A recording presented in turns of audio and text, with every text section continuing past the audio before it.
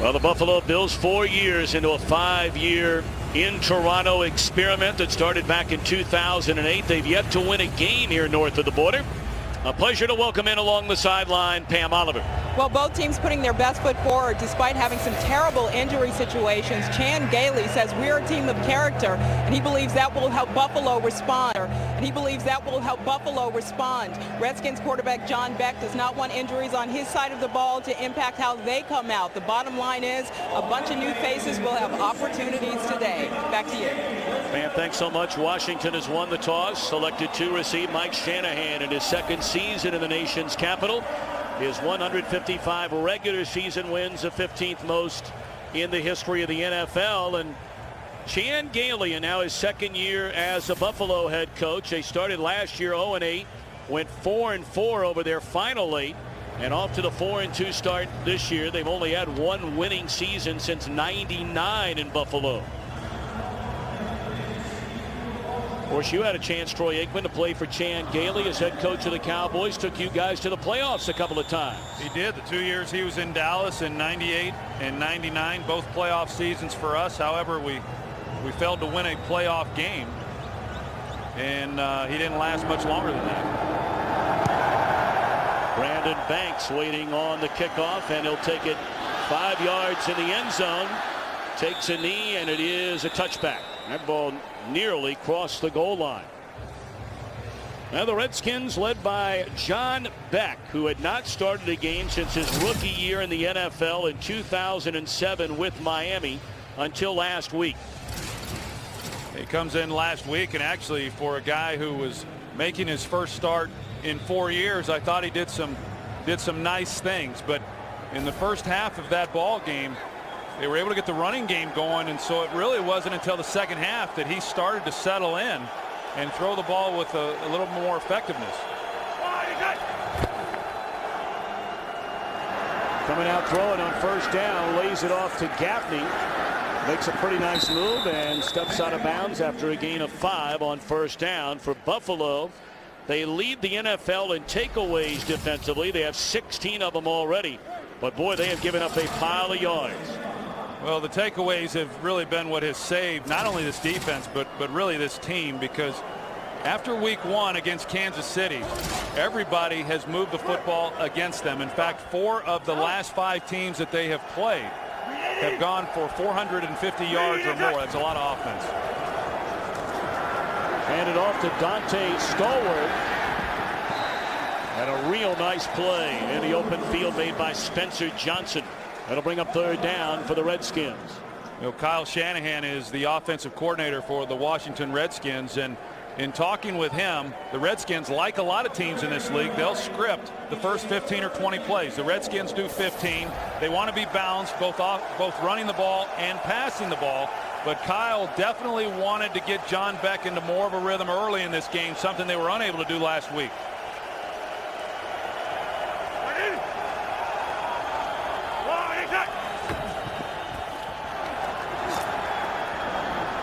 Hit as he throws and incomplete. He had an eye on Terrence Austin and took a big hit, did Beck, from Arthur Moats. There are a lot of backups, especially in the linebacking core, that get a lot of playing time here today for Buffalo. They lost Sean Merriman for the year with an Achilles injury. So guys like Danny Batten, Kelvin Shepard making his first career start here today as Rocca puts a foot on it. Great punt. Looked like Spiller stepped out of bounds. Still on his feet. And he's dragged down to the 19-yard line.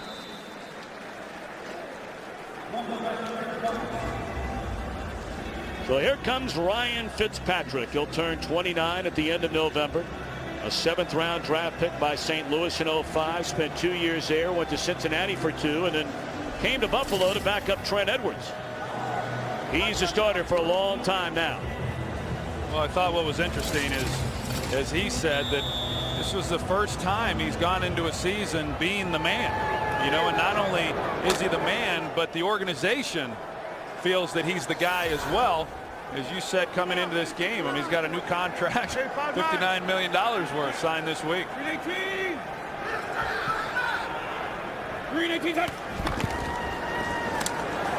What a play behind the line of scrimmage by the rookie out of Purdue, Patrick Ryan Kerrigan. You can see Ryan Kerrigan, they just are really unable to block him. They're going to try to kick him out, but he's able to get penetration in the backfield and make a key stop then on Fred Jackson before he was able to get anything going.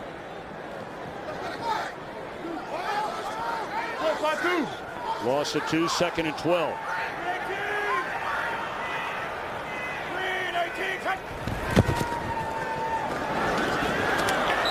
That was read beautifully right from the start by the 3-time Pro Bowler D'Angelo Hall.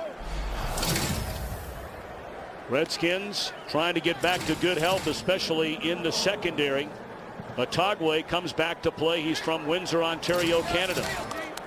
Yeah, this defense, I think that overall for the season, they've been pretty good. They're certainly effective rushing the passer. They're especially good on this down right here. And the reason is, like now, 3rd and long, this team has a lot of them. That's why they lead the league getting off the field on 3rd down.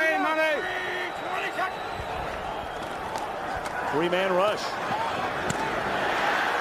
Catch, but denied first down yardage is Stevie Johnson, so it's 3 and out on the Bills' first possession of the game. Yeah, even that, you know, for the Bills to come out and complete a pass, they're on 3rd down, but to complete it short of the first down line, something's wrong there. I mean, either the receiver's got to get a little bit deeper or Ryan Fitzpatrick's got to go somewhere else with the ball. But to go back to my point, Chan Gailey was talking about it, saying you look at the 3rd down reel of the Washington Redskins defensively, about half of them are 3rd and long. So they were really trying to avoid the 3rd and long down and distances, as everybody does. But the first one, they were unable to. Won by Brian Moorman and Brandon Banks from the 28-yard line. Pretty good return of nearly 10 yards. So Fitzpatrick and the Bills. 3 and out to start it. No score early on.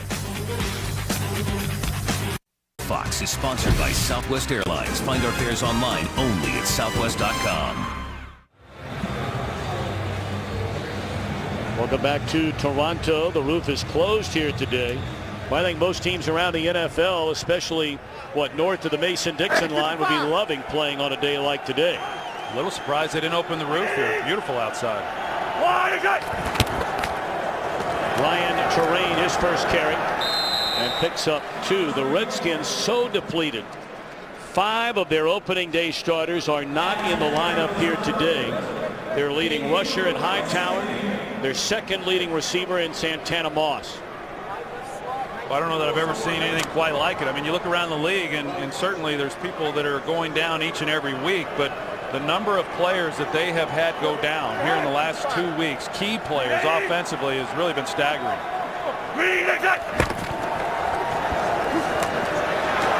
Terrain again behind that left side of the offensive line, which is missing. Saw the names a moment ago, both their starting left guard and their original starting left tackle, Trent Williams. Oh yeah, and you know, you think about for John Beck, as we talked about, to get your opportunity last week and then to have your second start here in 2011 and to be without your #1 tailback, your #1 wide receiver, and then Chris Cooley, of course, hasn't been himself throughout the year. But those are some pretty key players, along with the shuffled deck along that offensive line. Blitz coming. Beck gets it away, but just short, it appears, on the 3rd down catch is Terrence Austin. Where they're spotting it right now, it looks like they're about a half a yard short. Of course, Mike Shanahan a couple of times already this year has gambled on 4th down, including last week right around midfield. He's not going to do it on 4th down here. Yeah, I think this is the right call. I mean, as much as he wants to go for it, you just can't do it. And it was just a good stop there defensively by Buffalo, because John Beck put the ball right where it needed to be for Terrence Austin, but there was just no run after the catch.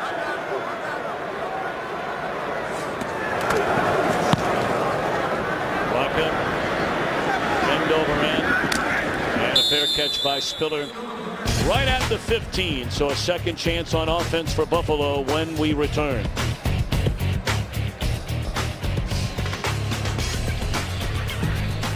Well, we understand there was a flag on the far side of the field ineligible man downfield, kicking team number 56. 5-yard penalty added to the end of the play. First down, timeout. So Buffalo now will get it instead of the 15 at the 10. Today's game is sponsored by Bud Light, the official beer sponsor of the NFL. Here we go.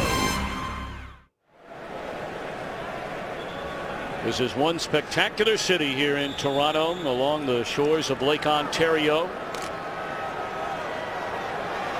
Mentioned earlier, one more year to go on this agreement for the Buffalo Bills. They play 5 regular season games here over a 5-year time frame, 3 preseason games. And they've lost their first 3 here. Trying to get a win today. First down the middle of the field. And it's caught by David Nelson. He took a big hit and somehow hung on. Yeah, well, David Nelson, that's really where he's pretty good, is work in the middle of the field in the seam routes. You're going to see him come into your picture on the left-hand side, and the little move here he puts on London Fletcher. Now remember, London Fletcher, there was question as to whether or not he was going to be able to play in this game today because of a hamstring injury. Obviously, he's not at full strength, but a good little move there by Nelson, giving himself the separation to allow Fitzpatrick to lay it in. Boy, he cradled that pass up against his hip with his left hand. Close to a 7-yard pickup on first down for Fred Jackson. Both you and I were looking forward to seeing Fred Jackson play in person. It's a remarkable story, all that he's been through to get to this point in his career, and he's become one of the more dynamic and versatile running backs that maybe a lot of people have never seen or heard of. Well, you know, the question on him was that, well, he's not a guy who can go the distance, you know, but yet we've seen him go 80 yards for a touchdown. In fact, every single week you put on any film of theirs and you see him going for 20, 25, 30-yard touchdown runs. I mean, he's really an exceptional player. Well, he finds daylight and has a first down to the 35. And some of his runs, in fact, most of his big runs have really come right in that area of the offensive line, right between the tackles. And Chan Gailey said, hey, I've never really coached a running back like this guy. He had Jerome Bettis in Pittsburgh, obviously Emmitt Smith in Dallas, but neither of those guys could you split out. Fred Jackson, as you see here, he's splitting out. He has already a few times in this ball game, and they will throw him the ball. Well, obviously he's their leading rusher. He is their 3rd leading receiver.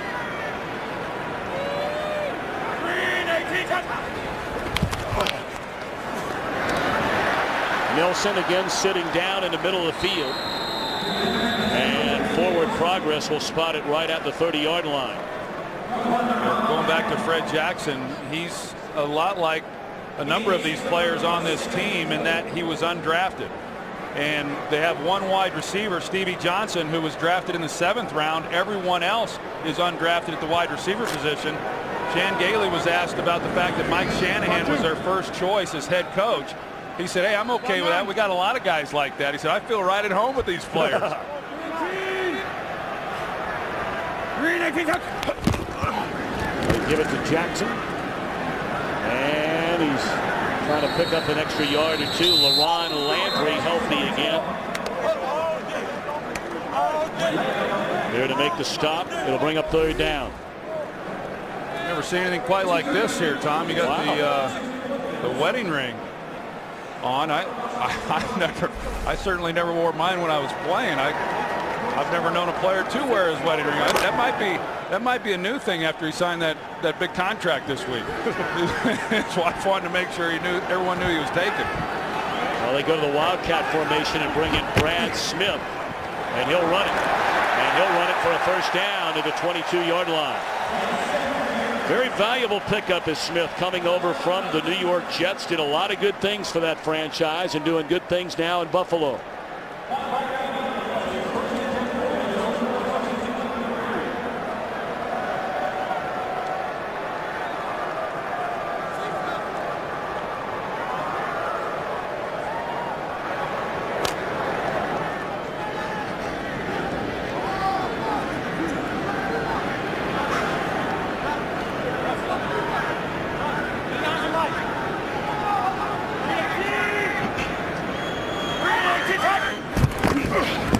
Jackson again.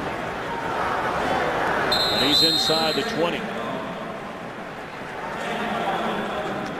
This It's a nice drive right here by Buffalo and mixing it up a little bit. And I think that's, really when you talk about this team and how they've gotten to this point, the things that they have done well is they run the ball very, very well, and they don't beat themselves. They don't turn the ball over a whole lot. Certainly they do on the defensive side of the ball. And then most importantly, as you see, when they get into the red zone, most of the time, like they lead the league, most of the time they come away with touchdowns.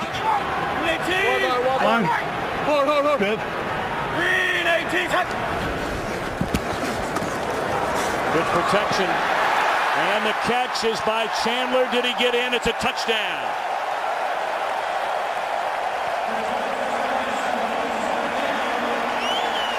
Scott Chandler, his 5th receiving touchdown of the year. Yeah, see if he got in. He certainly did. He was able to get the ball inside the pylon, and he stayed inbound. So that will be a touchdown. Nice route by Scott Chandler. Not overly fast, but he's been a bit of a surprise in what he's been able to do in the passing game.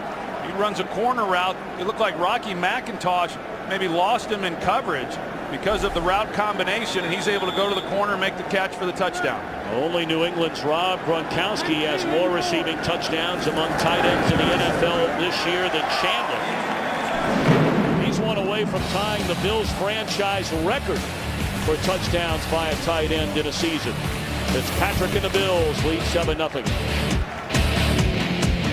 Today's game is sponsored by Pizza Hut. Right now, get any pizza for just $10 only at your Pizza Hut. By Verizon 4G LTE, America's fastest, most reliable 4G network. And by the all-new Volkswagen Passat. That's Das Auto.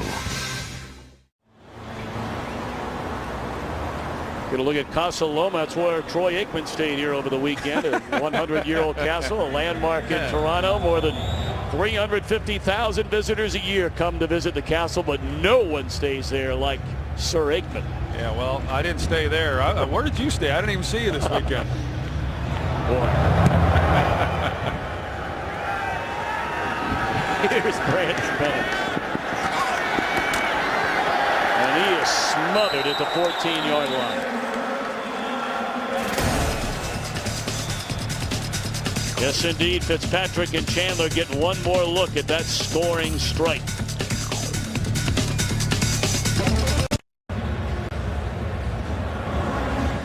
Seven nothing Buffalo. 5:07 to play here in the opening quarter from Toronto. Whoa! Lasso!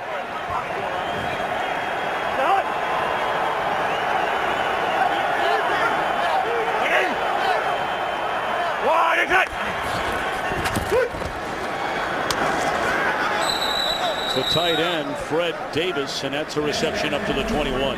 We'll go back and take a look. You can see David Nelson on the outside and then Scott Chandler at the tight end position. Good combination here on the route. And because of that, when he goes to the corner, they turn him loose. London Fletcher was actually the only guy who could have gotten underneath that route. That's just simply the hole within that zone coverage. And the Bills were able to exploit it.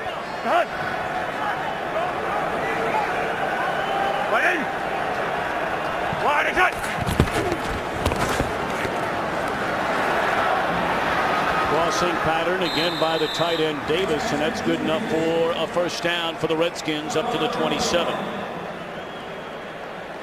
So progress from the first two possessions by the Redskins offense. Good job there by John Beck, just sliding in the pocket. Of course, Buffalo defensively, they have not been able to get after the quarterback. Only 4 sacks on the season. Haven't gotten a great deal of pressure on the quarterback through their first 6 games, but that time they were able to block the throwing lanes. He slid and was able to find Davis.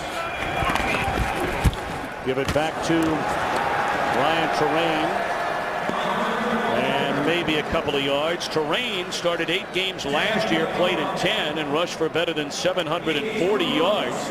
Broke his hand during training camp, and when they made the deal for Hightower, he lost his job as a primary back. He's had one big game this year, 135 yards against St. Louis, but has been virtually unused the last 2 weeks. Well, he's a big physical downhill runner. That was a knock on him, because of the injuries he had earlier in his career. The question is, can he remain healthy? You talk about the injury during training camp, but they're going to need him the rest of the way now. Play fake it to Halou. And lots of running room, and then he dropped the ball.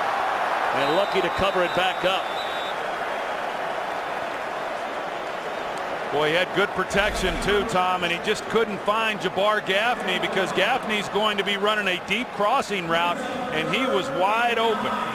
The only guy who was going to be able to make a play on him was Jarris Byrd, and like I said, John Beck had time to find him and deliver a pretty good play. Couldn't see him, and then he fumbled the ball coming out of the pocket. 3rd and 8.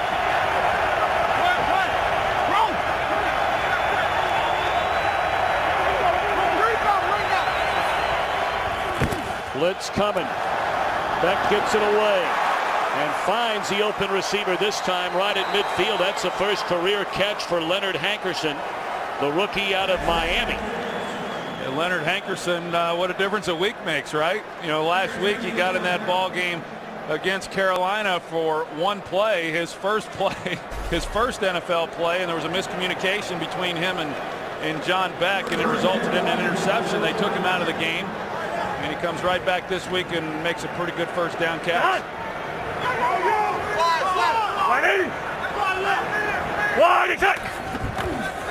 Back to the ground with terrain. And he's to the 45-yard line.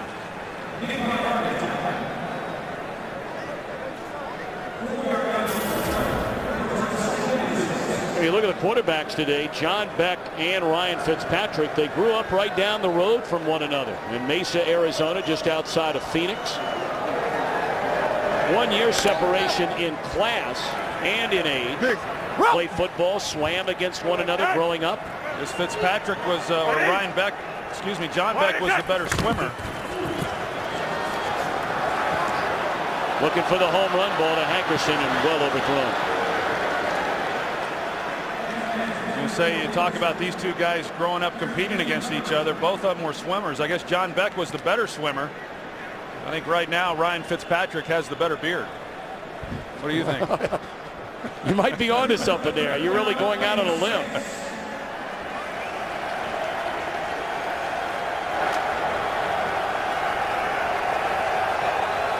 Eighth play of the drive. It's a 3rd down.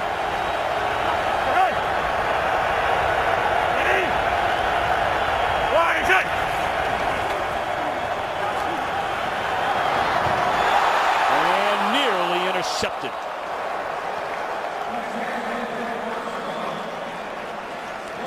Leotis McKelvin almost had his second pick of the season, and the Redskins will punt it. Yeah, that was almost danger, and it wouldn't have been John Beck's fault because the receiver kind of let up on him, and Beck was leading him as man coverage, and the receiver, I guess, thought it was zone and started to throttle it down, and they were fortunate to avoid an interception on that play.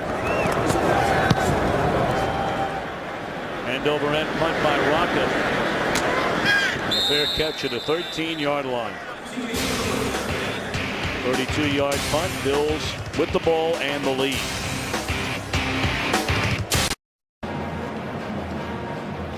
Well, some of the early game headline acts around the NFL. Eli Manning bringing the Giants back late to beat Miami. Steven Jackson, perhaps the biggest stunner of the day in the Rams' first win of the year. It comes at home over New Orleans. Jackson healthy again. What a back he is. And Ray Rice, another team that had to rally late to win. Baltimore over Arizona. Yeah, a lot of those teams, as you said, they had to come from behind. A lot of those games we thought would be fairly easy games. But yeah, the stunner was the Rams taking on the Saints the way they did. Jackson breaks a tackle on first down and carries up to the 16-yard line. Of course, the Buffalo Bills are playing inside the same division as two of the heavyweights over the last couple of years. New England has been the bellwether franchise certainly for a long time. New England playing in Pittsburgh today. Buffalo trying to get back to the playoffs. It's been an 11-year drought. Yeah, and Buffalo Bill fans certainly understand the importance of that game a few weeks ago when they were able to come back and beat the New England Patriots.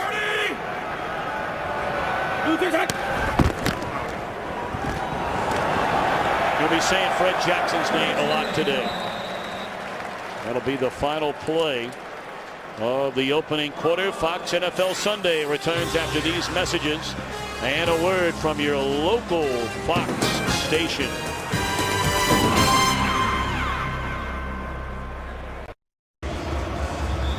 Every weekend is Halloween weekend for Corey McIntyre. Take a look at that look. That's a good look. He does that a lot, I guess. It's not just for Halloween. Yep. 318. 319. Set to begin the second quarter. Fitzpatrick throws on first down, and a catch made by Stevie Johnson to the 30.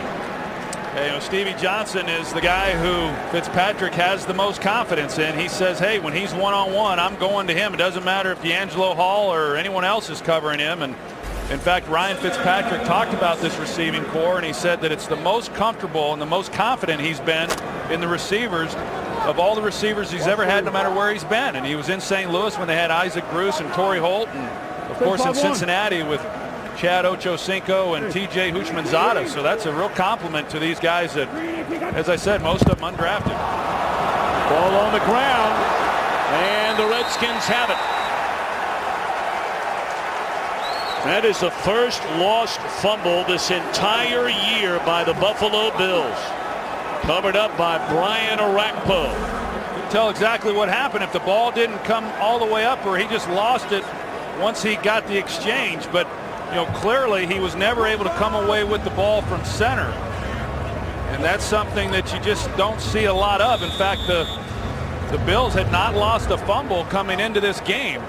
The only team in the NFL, and boy, they didn't pick a good place on the field to lose their first. We'll see if the Redskins can take advantage of that turnover. Terrain muscles his way inside the 30, down to the 25, and let's check in back in Los Angeles with Kurt Menefee. Patriots and Steelers, looks like it might be a good one, you think? Pittsburgh opens it up with an 11-play drive. Llewellyn Moore, 5-yard touchdown reception from Ben Roethlisberger, and the Steelers strike first, 7-0. Tom, Troy, and Pam. Well, that's a tough place to go win a game. And a big start for Roethlisberger. Well, two teams that certainly know each other very well. Terrain again.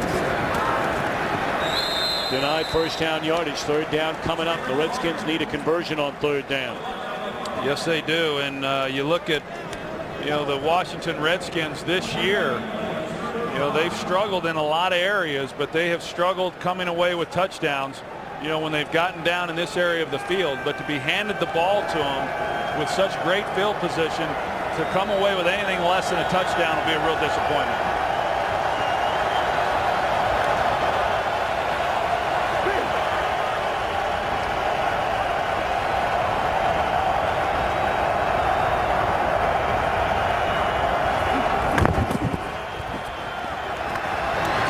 Double pump, and then throws a strike in there on a third down conversion to their leading receiver in his fourth season out of USC, Fred Davis. Yeah, and Fred Davis was Beck's third choice. Looks like he might have banged his thumb because he had pressure in his face. He's going to work to the front side. To his right is where he was wanting to go with the ball. Good coverage. Comes right back. Will Montgomery, the left guard, he gets shoved right back into Beck's face. And as he comes through with his hand, you see the thumb there. That happens a lot. I got a big knot on my right thumb from hitting it enough times on a helmet, not enough to break it. But that could create a real problem with his throwing. He takes it one way, rolls the other, and the sack. That's only 5 of them this entire year for Buffalo. First man there was Moats, and Nick Barnett, the former Packer, there to finish him off. Yeah, and Beck, you know, they're going to move the pocket. They're going to go with some play action. You see he's still checking out that thumb, giving him a little bit of problems. But when you do move the pocket like that, you know, taking a sack is not something that you're anticipating. Roll, think! Roll, think!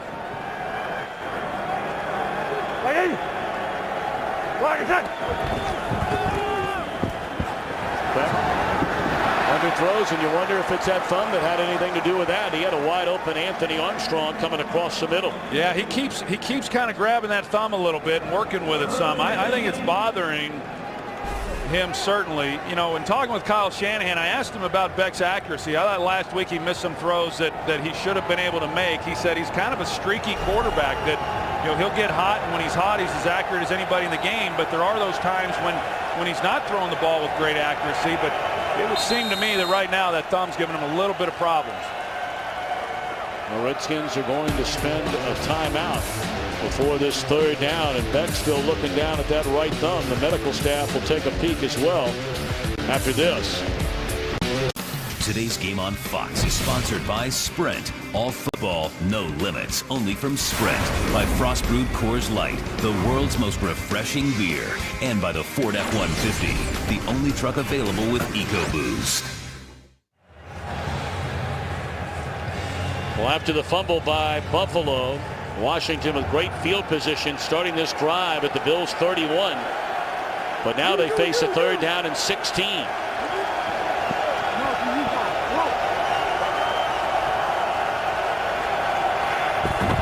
All-out blitz, and Beck is taken down. Off from the secondary was Jairus Byrd. The Bills have half the number of sacks in this game that they had the entire year coming in.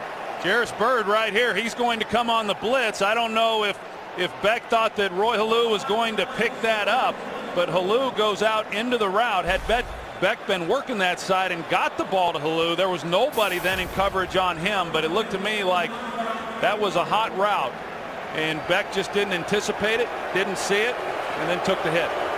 Graham Gano from 49 yards away, and it's blocked. Marcel Darius got a paw on it. The Redskins come up empty. Well, both Marcel Darius and Spencer Johnson were there. It looked like Spencer Johnson may have actually blocked it. Yeah, certainly the inside push there by Darius, but Spencer Johnson, it looked like he might have been the guy who actually got the hand on it, but that's just a great job defensively as well as there on the last down on the field goal attempt to not give up any points after the Redskins having that kind of field position is impressive. Of course, Alex Carrington blocked the field goal just last week against the New York Giants. So 7-0 under 11 minutes to play until halftime. London Fletcher there on the stop. Boy, the Redskins have certainly spent more on players through the years, but they have never spent more wisely than when they convinced Fletcher to leave Buffalo in 2007 and come play for the Redskins. Well, great leader, and then I think the best thing you can say about a guy is that he shows up to work each and every week. And a lot of people wondered whether he'd be able to play this week, as I said, but I think those within the organization probably knew he'd be out here today. Today is 170th consecutive start.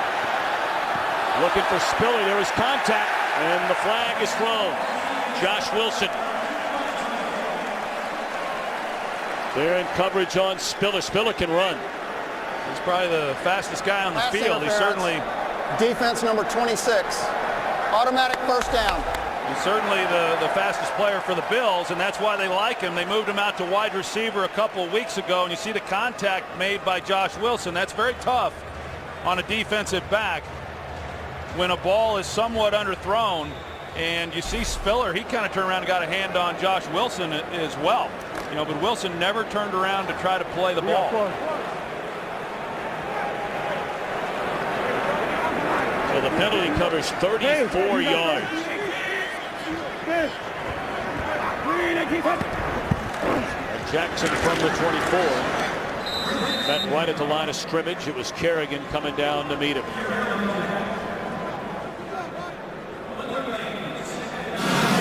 Take a peek ahead as the NFL season on Fox moves on next week. Pre-game show brought to you by Built Ford Tough. Gets underway at noon Eastern, 9 Pacific. 49ers against these Redskins. Cowboys will host Seattle. Buccaneers against the Saints. Troy, you'll be back with your regular partner, Joe Buck. America's Game of the Week, the Giants and the Patriots. Brian Billick and I will be in San Diego for the Packers and the Chargers. Through the hands of the intended receiver, David Nelson. David Nelson, he did a nice job on the route, just getting himself open, just failed to make the catch. But boy, he's a big wide receiver for them, and we've already seen some of the plays that that he's been able to make. Right there, a well-thrown ball by Ryan Fitzpatrick. I had a chance to meet him on Friday at practice, and he introduced himself and said, please do not refer to me as a tight end. I guess because of his size, and the things that he does, which is really a compliment to him. He does a lot of the dirty work with blocking inside. A lot of times people confuse him for being the second tight end.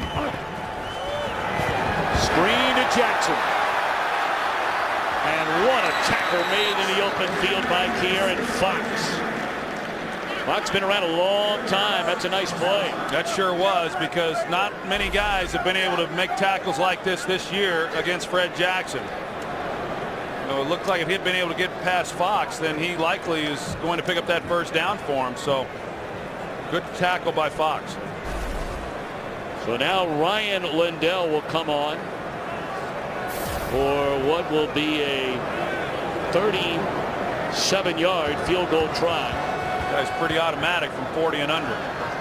He's only missed 3 of his last 92. 3 of his last 93.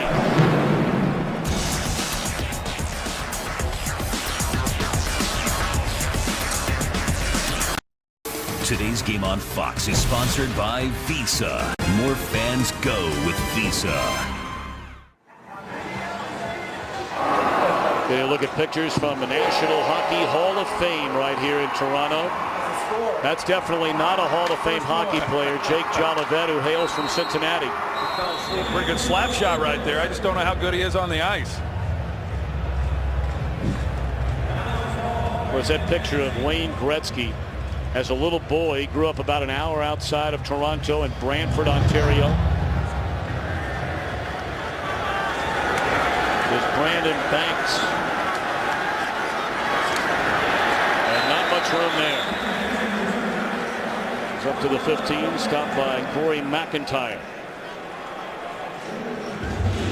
Almost looked like for a moment there he's going to throw the ball. Yeah, it sure did. You're going to see him. I mean, he's a left-hander apparently, because he's got the ball like he's going to pull up and throw it. And on the other side of the field was Niles Paul, who's got some real speed. So they set up the wedge there, and then he looks, and there was a guy out there with Niles Paul, but had the Bills not have been ready for that, that would have gotten pretty interesting. Scoop it, buddy.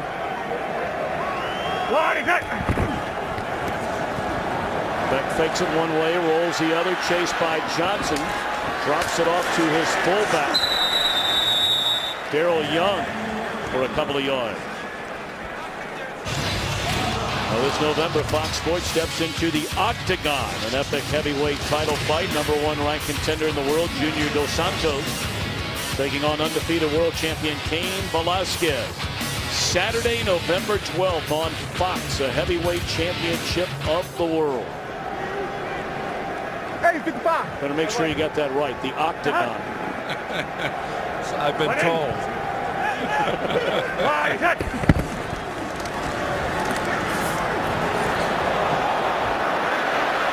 Into double coverage. Anthony Armstrong incomplete. Well, they're fortunate that that's all that was, because they had just determined that they were going to take a shot down the field to Anthony Armstrong and try to get him deep, but the Bills had a middle safety, really no chance of completing that pass. I think, here in this first half, you got to be pretty pleased, the Bills do, with what they've been able to do defensively. A defense that came into the game second worst defense in football in terms of total yards given up. But again, the Redskins trying to attack this defense that has been so porous through 6 games with a number of players that aren't on the field. Washington 2 of 6 on 3rd down, and sacked for the 3rd time in the game is Beck. Marcel Darius gets his 2nd sack.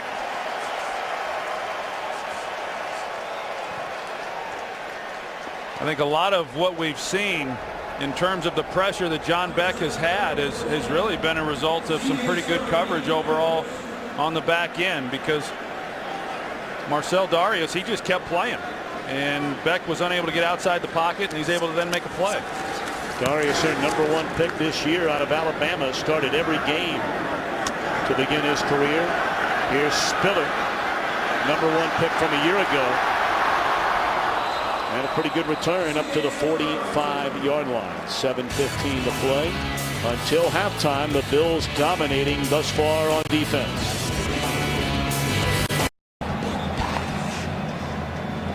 10-0 Buffalo in front. 7:15 to play until halftime. This Redskins team began the year at 3-1. In the defense, gave up 20 points in the first half, but that's all they would allow the rest of the game in a loss to Philadelphia. And they really got run over by Cam Newton in Carolina last week. Quick slant on first down. And a catch made by Spiller, and he has the first down to the 44-yard line. You know, we talked about Chan Gailey. Last year, they began the year, his first season as head coach with Buffalo, 0-8. They went 4-4 the rest of the way. And I brought up earlier, you had 2 years playing for Chan Gailey. 1 year you guys won an AFC or NFC East division title, went to the playoffs 2 years in a row. Yeah, and I think those years, you know, we were really on the decline. We had a bunch of aging veteran players that had accomplished a lot. But I think overall, when you look at those 2 years that Chan had in Dallas, he did a really nice job.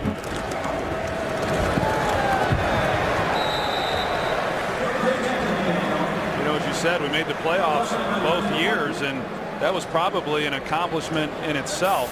Him getting the most out of what we had during that time. In fact, Jerry Jones has even said it was one of his biggest mistakes was letting Chan go after just 2 seasons. But I know they're real fortunate, and they are glad to have him here in Buffalo. When you look at what he was able to do, especially last year at 0-8, as you said, and then to finish 4-4, and he's got these players really believing in what they're doing, and that's a big part of coaching.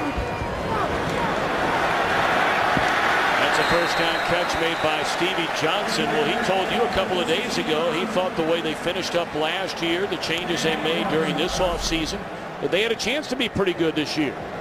Yeah, he did, and considering how they finished up last year, not to have that offseason, how then were they going to be able to come back and put it all together? But I think they were able to carry that momentum that they had gained from the end of last year, and obviously have had some really nice wins here in the early going. 380! Mike 5-2! Bro, 215! 215! Jackson spun down at the 15-yard line. There is a penalty flag in the backfield. This one may come back. Holding, offense number 60. 10-yard penalty, first down. That's right guard Craig Urbick. You're going to see him here on the pull. Scott Chandler also is able to lead the way, and yeah, I don't know about much of a hold there. He got high and he wasn't able to get underneath the pad level, but that was a big nice hole there for Fred Jackson to have it called back. Boy, they've got some major league beef along this offensive line for Buffalo. They've had to shuffle it up a little bit too. They've had now their third starter at left tackle, kicking Andy Levitri from left guard out to left tackle for this game. There's their main man, Demetrius Bell. They hope to have back soon. That's Smith on the screen. Gets some of the yardage back down to the 31. You're talking about Chan Gailey and our visit with him on Friday, and one of the other things he said, Tom, was when I asked him about Ryan Fitzpatrick, he said, well, I'll tell you, he's the smartest quarterback I ever coached. So as my producer Richie Zion said, that was low-hanging fruit. I kind of teed him up for that one, didn't I? Yes, you did. And if you're wondering, he's out of Harvard. He has an economics degree out of Harvard. And you don't need a Harvard degree to know the economics on $59 million is pretty good. No, you're right about that. Second down, they pitch it to Jackson. He runs into Barry Cofield, among others. Bringing up a third down. Let's go downstairs to Pam Oliver. Well, hey, Tom, noticing Fitzpatrick going to that wristband a couple of times already. He said he really likes it, only goes to it when he can't quite blurt out the play or if the headset goes out a time or two. Back to you. I'd never used a wristband like that until Chan Gailey became the head coach there in Dallas in '98, and it really does kind of simplify things, because when the headsets are working, you just give him a number, and then he looks to the wristband and goes with it, and then if the headsets go down, then you're able to just signal in a number. So it really minimizes the amount of communication that's required. Third down, and it's a first down inside the 10. And the native of Buffalo, Naaman Roosevelt, on the receiving end. Well, you knew that Ryan Fitzpatrick knew exactly where he was going with the ball. He's trying to work the safety over the top and then coming back to the inside to Naaman Roosevelt. And it's a nice route by the young man. Had a big touchdown reception a few weeks ago. Chan Gailey, I think he says this about all the guys, but he said, you know, he's local, as you said, and he came out, we tossed him a helmet, and we put him on the field. He's done a pretty good job.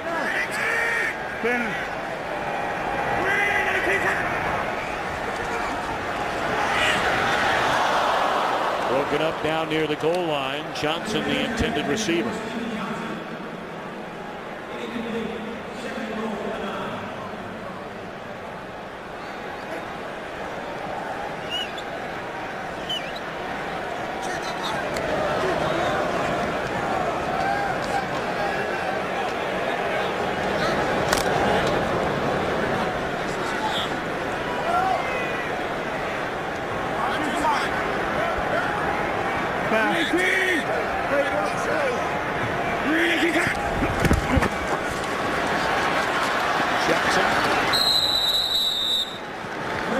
One out of bounds by London Fletcher.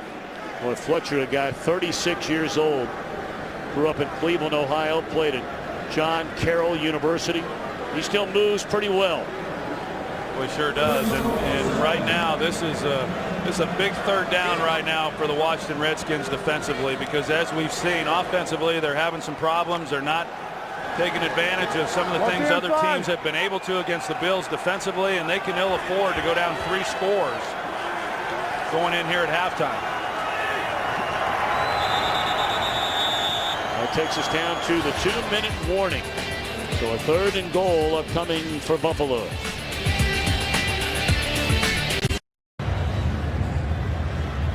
Now London Fletcher's defense looking for a 3rd and goal stop here in the final 2 minutes of this second quarter, trailing 10-0.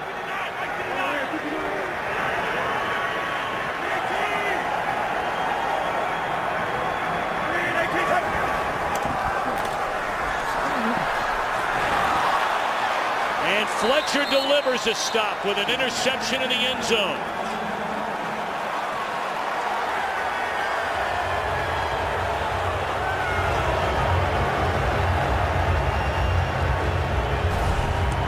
See, London Fletcher, he's going to be in the middle, and he just kind of works underneath it. You see the contact at the top of the route, and Fitzpatrick expecting then the receiver to win on the route, and he's unable to cross Fletcher's face. That's just a heck of a play right there by London Fletcher. First interception inside the red zone this season by Ryan Fitzpatrick. So now in a 2-minute offense, we'll see what Beck can do. Pump fake, looking around, and slides his way up to the 28-yard line. Redskins have 2 timeouts left. You go back to that defensive stop. We saw the Bills do it, you know, earlier in the first half with the turnover and then blocking the field goal attempt. But you know, for the Redskins, not only not to give up a touchdown, but to not give up 3 points. That's a big takeaway defensively. Beck is sacked again, this time by Dewan Edwards. 4th sack of the game. Buffalo had 4 all year through the first 6 games. Yeah, they hadn't been able to get much pressure, you know, at all throughout this season. And, you know, George Edwards, the defensive coordinator, talked about the importance of being able to get after John Beck and helping out the coverage on the back end. And they've been able to do that. They've had pressure now in this half. They've been able to get the takeaways, or excuse me, the sacks. But there's George Edwards, the defensive coordinator, who knew they were going to have to be able to do something to generate some pass rush, but they've been able to get it. We've seen them bring some pressure with some extra players, but we've also seen that defensive front do a pretty good job. They're down at 10 after the timeout. They set up the screen to Halou. And he stopped short of the first down. So now Buffalo has 3 timeouts left, and they're going to spend one of them here. Chan Gailey was right there along the sideline, and as soon as the ball was down, he was grabbing the official and signaling to him timeout, which with 1 minute and 13 seconds left and 2 timeouts, he wants to give that offense another shot at this thing. Well, coming up, it's a Visa halftime report. Kurt, Terry, Howie, Michael, and Jimmy tell you about the Rams upset of the Saints, what's going on in the Steel City, the Patriots and the Pittsburgh Steelers. We see John Beck going over and talking with Kyle Shanahan, and the frustration again that he must feel. The injuries up front, and then so many key offensive guys not on the field.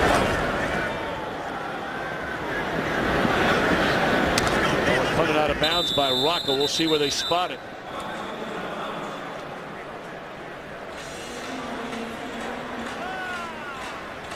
Right at the 20. Let's go back to 1995. This is John Madden. Look up there, it's closed. I'm going to push this button right here. Watch it. It just says open. It's simple. But I'm going to push it, and now the thing's going to open. I just took control. That thing's opening up. Now we got a story here. Oh, the great John Madden. That was a preseason game in '95, as you said. I played in that game. I think we were playing the Buffalo Bills, as a matter of fact. But yeah, I don't know if he actually did control the button, but I'll tell you, he controlled a lot of buttons over the years when he was broadcasting. We sure miss him. There's no doubt about that.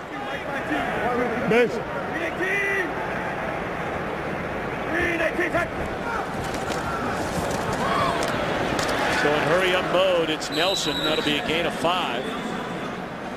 And again, 2 timeouts remaining for the Bills. Boy, it was just great to hear that clip from John Madden. Been too long. Well, it sure has. I think I speak for a lot of fans out there that miss hearing him each week.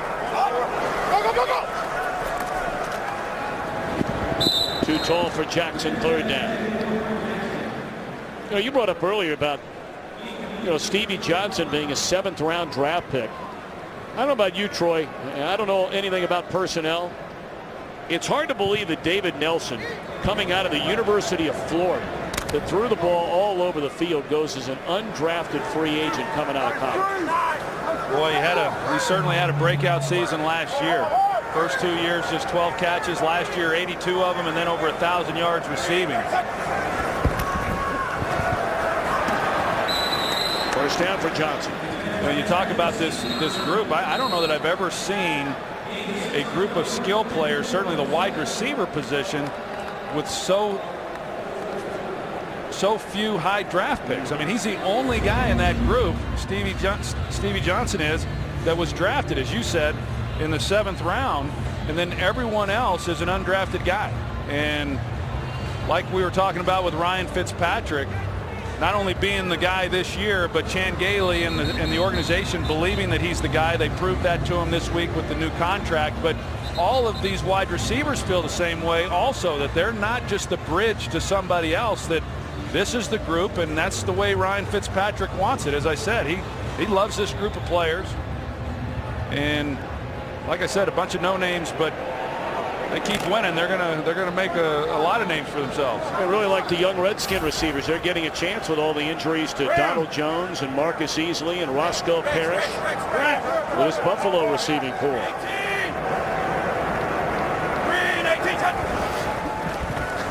Blitz, catch, and big yardage ahead for Jackson. Inside the 30, and another big play, whether it's in the run game or here in the pass game, for Fred Jackson. Boy, Fletcher came right up the middle. Nobody got a hat on him, and Fitzpatrick got pounded. You're going to see Fletcher, number 59. He shoots the gap, and as soon as he releases it, he takes a pretty big hit right there. Looked like it might have been on the shoulder, but he was certainly slow to get up, and he's being attended to right now.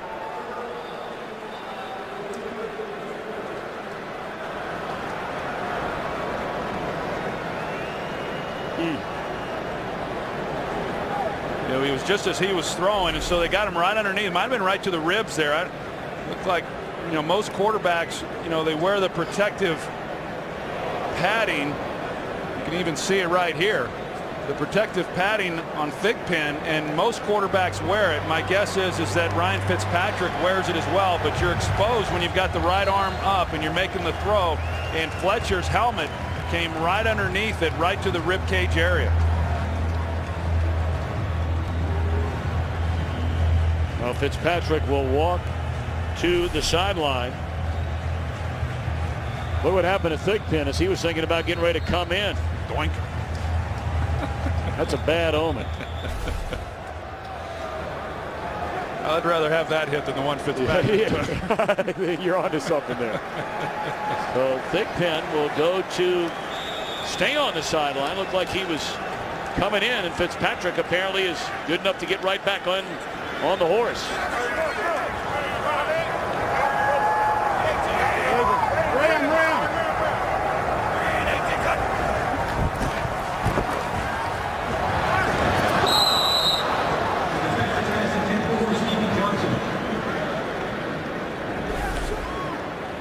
And here's that hit again on Ryan Fitzpatrick. As you see, just as he's delivering the ball, the helmet comes right underneath then into the body.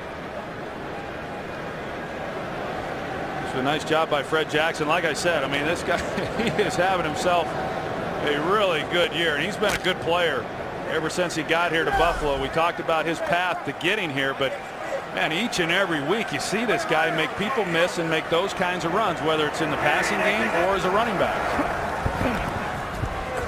Smith on the screen, read beautifully, and again it was London Fletcher making a play. Well, they're out of timeouts. That clock continues to run. Fitzpatrick trying to get him to the line of scrimmage and spike the ball, which he will do. Nicely done. Yeah, you think about it, in the Redskins. Offside.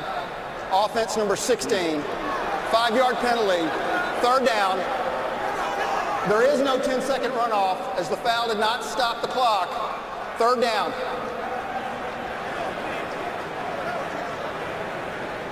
And so you think about that stop defensively by the Bills against the Redskins, the quick timeout by Chan Gailey to try to give his team an opportunity, and one big play there by Fred Jackson, and here they are. Will be 44 yards away for Ryan Lundell. He's a good one. He's only missed once all year. So a first half dominated by the Bills. Stay tuned for the Visa halftime report coming up after these messages and a word from your local Fox station. 13-0 Buffalo at halftime.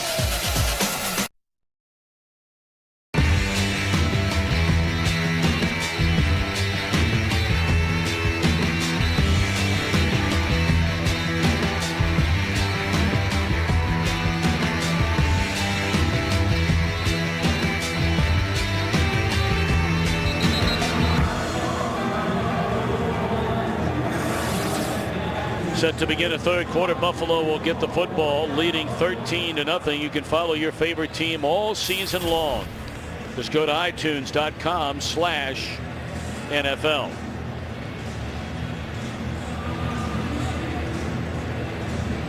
Well, some of the numbers from the first half. It could have really gotten ugly for the Redskins, but they got that interception in the end zone. Not much offensively. No, it's a pretty bad offensive performance for the Redskins. About a third of their total yardage came on one pass play to Leonard Hankerson, and they haven't been able to run the ball, they haven't been able to throw the ball, and they haven't been able to protect that guy, John Beck. Told you Buffalo came in with 4 sacks in 6 games. They sacked Beck 4 times in the first 30 minutes.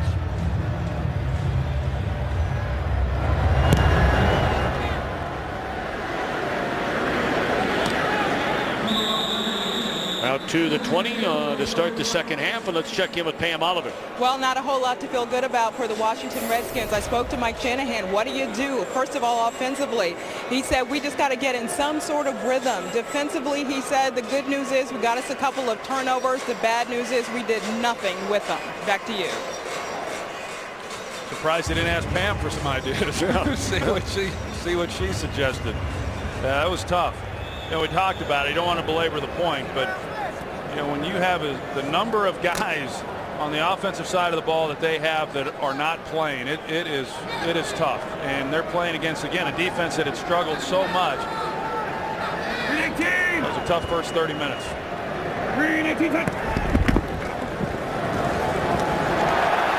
Jackson into the open field. Another big run for Fred Jackson, and he's finally hauled down at the 37-yard line. Well, you're going to have Eric Wood and Chad Reinhardt right here in the middle. Watch the double team inside, and then Andy Levitre, he kicks out. That's a nice running lane right there for Fred Jackson. Nobody is near him. Doesn't get touched until he's about 15 yards down the field.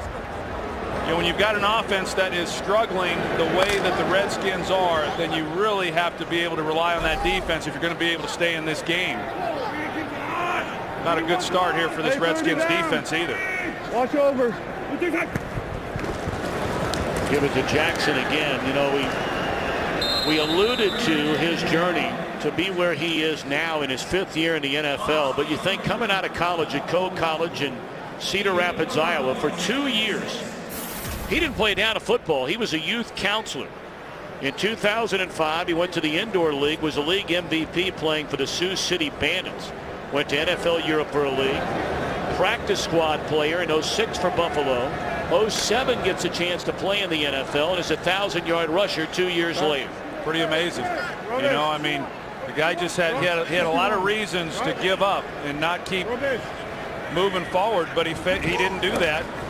He's a heck of a player. Fletcher with another nice stop. We'll bring up 3rd down. He's kind of made a name for himself everywhere he's been, though. Not the next level hasn't appreciated him wherever he's been. He's from Fort Worth, Texas, went to high school in Arlington, Texas. Lamar High School's put out some good players, but then he winds up going to Cole College because there weren't enough colleges giving him an opportunity. And then after a successful run there, he goes undrafted. But everywhere he's been, he's done well. 3rd down. Fitzpatrick steps up, and that is it a catch by Johnson? Looked like he may have bobbled that ball.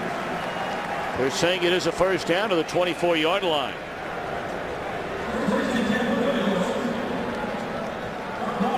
Well, we know how the first half ended with the Bills being able to get the ball and take it down with little time on the clock, come away with a field goal before the end of the first half. But then to get the ball here to start this second half and put together a drive like they are right now. Not that things weren't tough enough in that Redskins locker room, but it's about as demoralizing as it gets to come back out here in the second half optimistic and then have the Bills come right back and get right back down the field on them.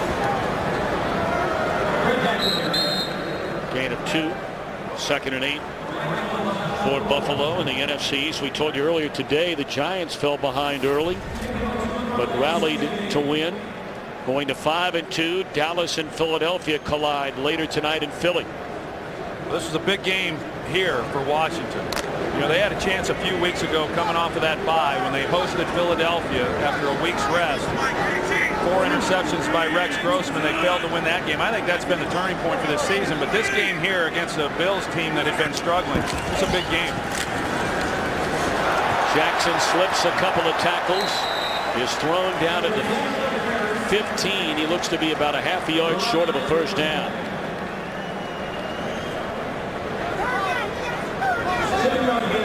I know Jim Haslett in visiting with him, he didn't feel that even though they'd given up a lot of yardage against the Eagles and then last week against Carolina, didn't feel they played all that poorly against the Eagles because they had held them to 20 points. But last week, coming off their worst defensive performance last week against Carolina, in fact, Mike Shanahan didn't feel that they were prepared in some areas, spend more time on the defensive side of the ball this week.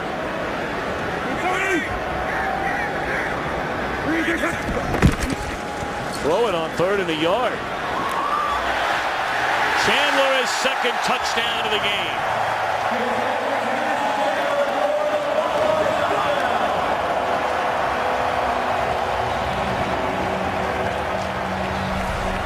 Well, they got man coverage with Scott Chandler, the tight end. Lennon Fletcher, he takes a false step up And it was just enough then for Chandler to get a step on him and Fitzpatrick to lay it up. See Chandler, he's had a nice afternoon. That ties the Bills' franchise record for touchdowns in a season by a tight end. This is only his 7th game of the year for Buffalo.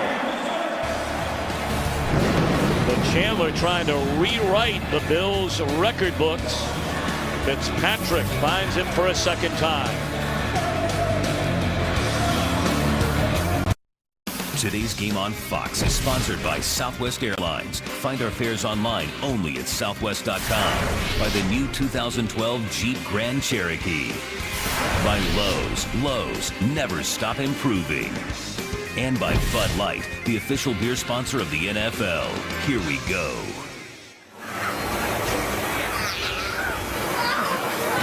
That must be what the Redskins feel like right about now. Not exactly riding the bull at Gillies. No, it's not.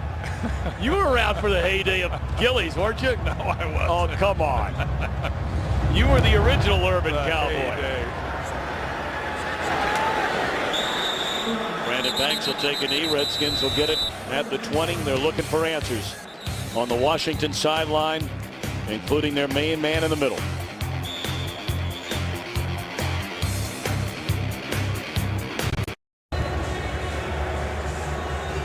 Well, still plenty of time in this game if the Redskins can, to quote Pam Oliver, who visited with Mike Shanahan at halftime, find some kind of rhythm on offense.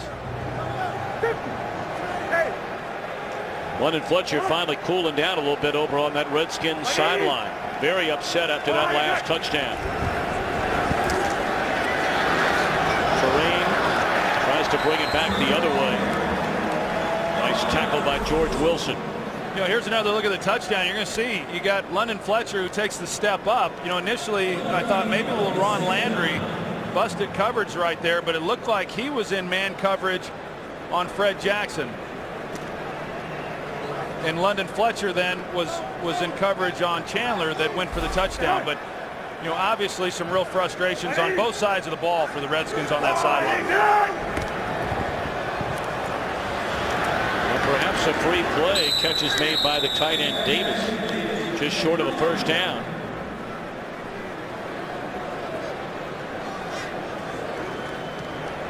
This is going to be against Buffalo.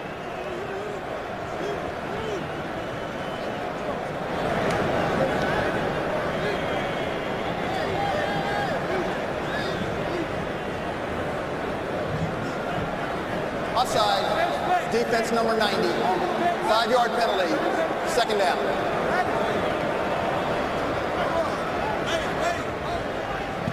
Well, they asked Mike Shanahan, would you rather have third down and less than a yard, or do you want second down and call it 4? He chose second and 4.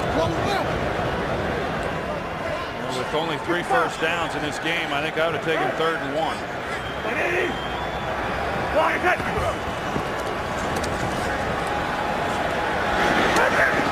Nice throw and a nice catch by Jabbar Gaffney. Yeah, that really was. I mean, they're able to get Beck out on the edge, but a well-thrown ball on the move and a nice catch here on the back end of it. A ball that he had to extend forward a little bit. Nice fingertip catch, and he's able to haul it in. And, you know, sometimes, you know, you talk about it as an offense that's struggling. That first down in a series is sometimes the hardest one to get. We'll see what they're able to do now on this possession. Ready? Green attack. Flag down. Terrain dropped right at the line of scrimmage by Wilson. I know when you were getting ready for this game, you liked what you saw from George Wilson. Illegal formation. Offense. Number 83 was covered. 5-yard penalty. First down. Yeah, hard not to like the way he's played. You know, he's got an interesting story in itself. You know, it's interesting to me because this is the first Buffalo Bills game that I've had a chance to broadcast in the 11 years of doing this. And so you start getting familiar with a team that you haven't seen. And, you know, each of these guys really has an interesting story. Here was a guy who was a wide receiver when he came to the Bills, and former coach Dick Duran asked him if he'd like to get on the field and play defensive back, and there he is. a safety in 2007. There's a nice play by Johnson. It's interesting to note the first career start that Wilson ever had as a safety was in 2007, and in that game he returned an interception for a touchdown against Dallas. Yeah, he said the third play of the game he intercepted Tony Romo there on Monday night, and coming into this game led the team in tackles, led the team in interceptions. He's one of those guys who's just always around the ball, and we had a chance to visit with him on Friday, and what a nice young man, and a guy who is going to be a good player for this team for a long time. Fifth time Beck has been sacked today. This is pretty amazing. That's Chris Kelsey, who's back after missing the last couple of weeks with a calf injury. A defense again that came in just with very little confidence because they just had not been able to slow anybody down, and that defensive front had been much maligned because they had been unable to get any pressure on the quarterback. And you talk about a game to build some confidence. They have taken it to this Redskins offense. And the Redskins playing without their regular left guard, their regular left tackle.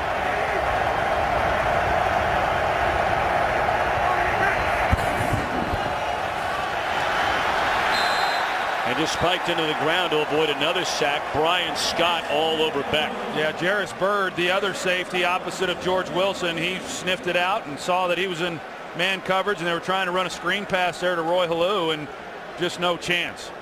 They are playing with some other guys, as we've talked about, but these guys are all professionals. It's their opportunity to show what they can do, not only at the wide receiver position, but along that offensive line as well.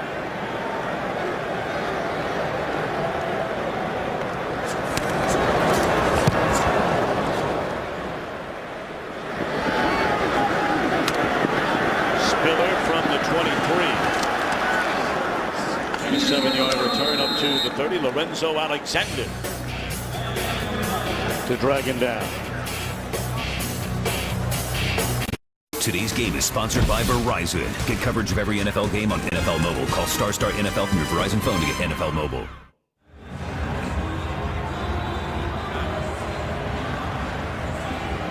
Canada's National Tower, built by the Canadian National Railway, a landmark, obviously a must-see attraction here. The tallest tower in the Western Hemisphere, 181 stories high. Bills flying high midway through the third quarter. They've dominated every category.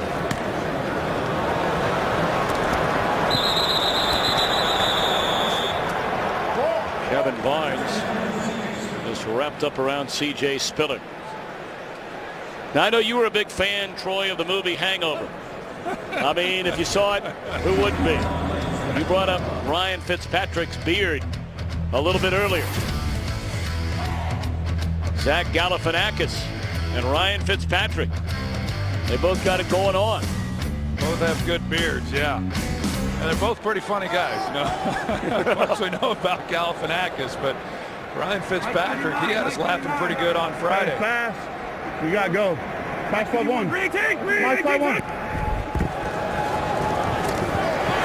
Nice play in the backfield. It's reminiscent of the first play of the game made by Ryan Kerrigan. That's one of the few times they've been able to corral Fred Jackson, who had 100 yards rushing before he just lost 4 yards on that play.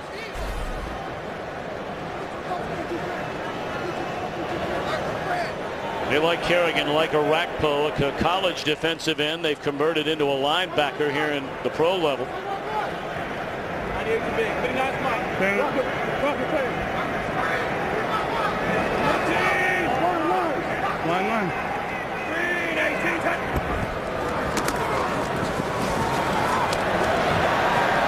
That's Nelson well short of the first down. So for the first time in a long while, the Bills will punt. Well, we had talked about how good Washington had been defensively getting off the field on third down. The Bills in this ballgame overall have been very good, and they were finally able to force a 3rd and long, and the Bills unable to convert on that last play.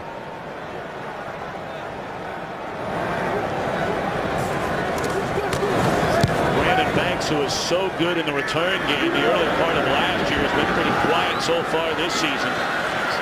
Looking to make a little noise right here. Nice return right at midfield.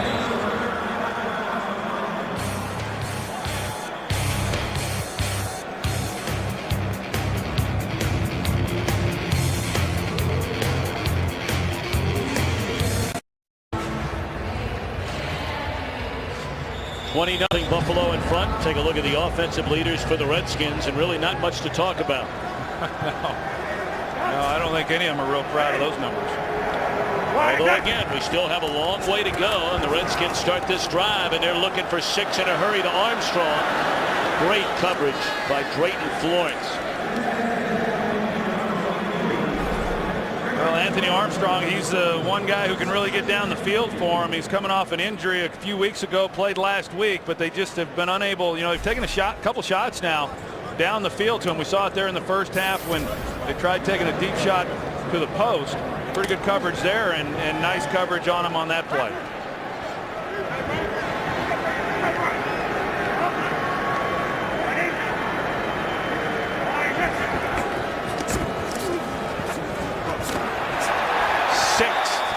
Sack for Buffalo. This one by Spencer Johnson, his second of the year. You know, overall, it looked like John Beck had decent protection initially, but you're going to see the route here. They go with a stack look, and you know, it's just a slow developing route down the field in order to try to wait and let that develop, and that's what Beck is doing. And rather than realize, hey, it's not happening fast enough, I'm going to come to the quick crossing route, then Spencer Johnson was able to get there and make a play. Hit 12 times, knocked down 8 times, sacked 6 times. 3rd and forever. And they get about 16 yards of it back. The question is now down 20-0. I mean, Mike Shanahan, you figure, has to go for it here. Yeah, for where they are on the field, and the punt team started to run out, and the sidelines called them back over, and so yeah, they're going to go for it and see if they can't get something going. I think this is the right thing to do. They haven't been able to do anything yet offensively, and see if they can't convert here on 4th down. 3 of 5 on 4th downs this year are the Redskins.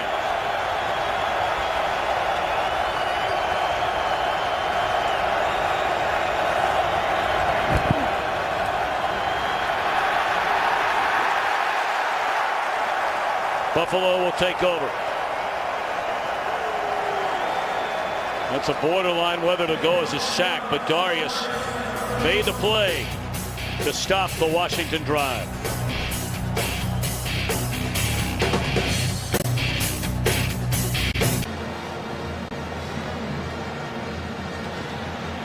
Well, you see Beck sitting next to Kyle Shanahan, and then their starter up until 2 weeks ago, Rex Grossman.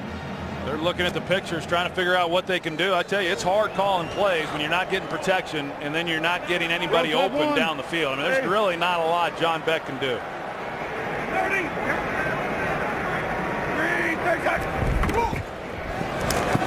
Jackson, maybe for a yard. Well, you saw the average yards per play today. Staggering.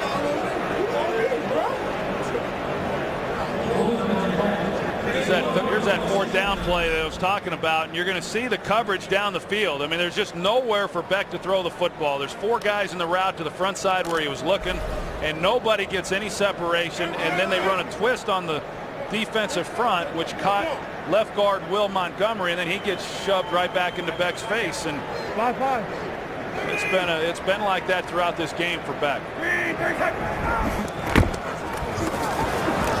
Fitzpatrick is sacked by Kedrick Bolston. His 2nd sack of the year. We'll get coverage of every NFL game on NFL Mobile. You can call ** NFL to get NFL action right on your phone.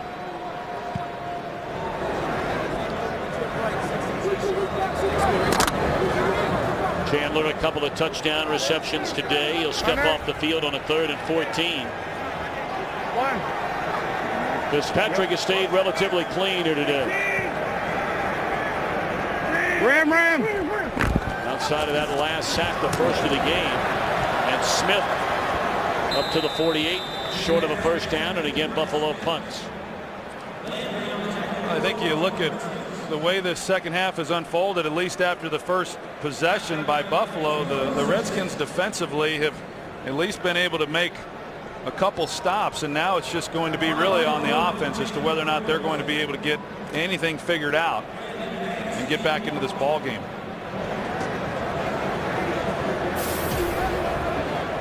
You know, the Redskins have already gone on record as saying when they made the change in quarterback. They remember in the Philadelphia game, Beck came on to replace Grossman, and that one will bounce into the end zone. And then Beck got the start last week, and you know the Redskins said at the time, Troy, that Beck is their guy for the rest of the year, but that doesn't always necessarily mean he's the rest of a game guy. I mean, the beating he's taken today, you know, do you start thinking about maybe making it changes for the remainder of the game? No, I don't think so. I think they're going to stick with John Beck. I don't know. It wouldn't matter who you put out there right now as to how the outcome of this game is going to go. But I think that when I asked Kyle Shanahan the other day, how do you effectively evaluate John Beck when you've got so many injured guys? And I understand it. They know they take that into consideration. They feel like they can effectively evaluate him. I'm not so sure. I mean, when you're not given a chance to even with protection or guys getting open for you. Gaffney up to the 25. Boy, and another hit on Beck. That time from Dewan Edwards. Well, and you're talking about a guy who hasn't played a lot of football in the National Football League either, so he's not able to draw upon a lot of successes, as you see. I mean, he's taking a lot of hits in this game, as we've seen, and to continue to stand in the pocket, I've admired the way he's handled everything, to be quite honest with you.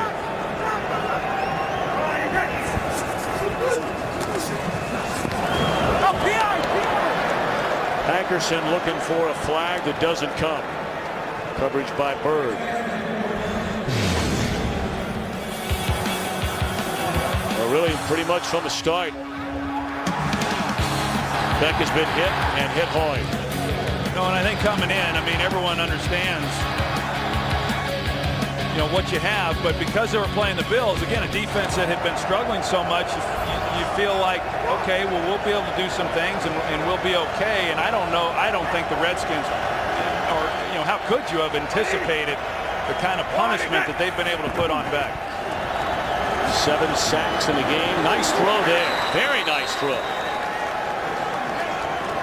And the catch is made by Terrence Austin for a first down. Well, it was a great throw, and it was, you watch him as he drops back, and he showed confidence that he was going to have protection. And again, that's not easy to do. As a guy who's played the position, when you've been hit that many times, to trust protection in the middle and set up and deliver a good ball like that, sometimes that's hard to do late in the ball game, and Beck did it. Closing in on the end of the third quarter. There's still a long way to go in this game. I mean, it's a game, obviously, that has been dominated by the Bills. As that pass is incomplete, 31 seconds left. Well, what we have seen in the NFL, not just this year and other years, but more so this year, how many times the Bills have been a part of these type of games. How many times do you see a 20-point lead dwindle that fast? You get a quick score, and it's amazing how quickly a team can get right back into it. And I don't know what the numbers show, but I've seen more comeback wins this year than I can remember in any other season. Well, we saw a number of them in the early games today as Terrain makes a catch and he's dropped at midfield. You talk about weeks 2 and 3. You mentioned the Bills, first team in NFL history to win back-to-back games after trailing by 18 points or more. Those were wins over Oakland, and the shocking win coming back from 21-0 down against New England. So a third down coming up for the Redskins. A full quarter left to play.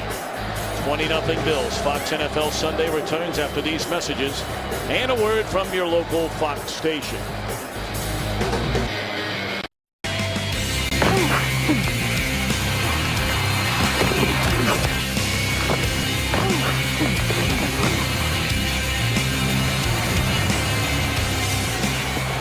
3rd down and 5 for the Redskins at midfield as we begin the 4th quarter. And they're coming after Beck again. He gets it away, and it's intercepted by George Wilson. His 4th of the year. Springs back to his feet and brings it back to midfield. Well, man coverage by George Wilson. A little contact at the top of that route. Looked like they might have been able to call him for pass interference, as you're going to see as he releases off the line of scrimmage right at the top. But he undercuts it, gets a hand on it. And as I was talking about, he just got a knack for playing the ball. Now, he was a wide receiver, as I mentioned, and so he's got unbelievable ball skills. Came into the game leading the team in interceptions, and he gets himself another one.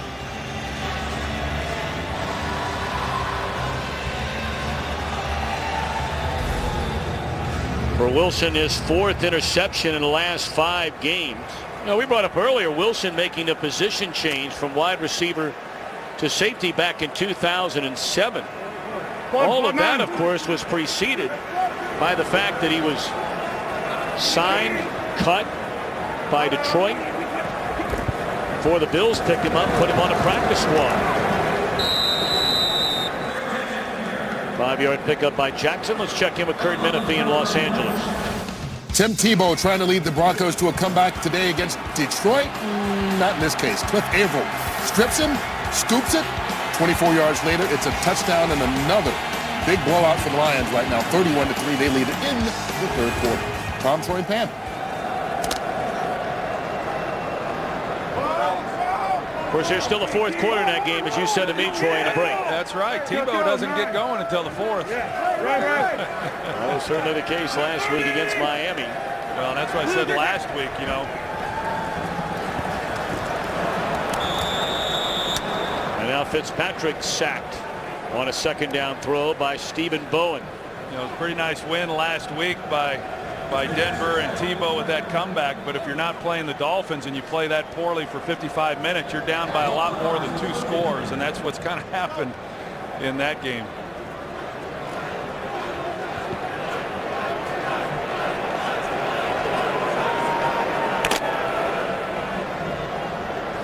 Wilson, the interception a moment ago.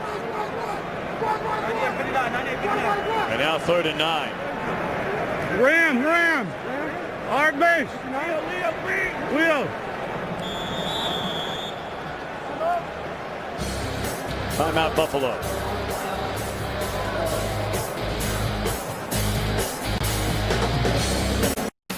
Today's game is sponsored by Dr. Pepper. With 23 flavors, Dr. Pepper is always one of a kind. By Windows 7. And by Chevrolet and their award-winning cars, trucks, and crossovers. Welcome back to Toronto, a home game for the Buffalo Bills. And they're trying to win in their home away from home, if you will, for the first time since starting to play regular season and some preseason games here back in 2008.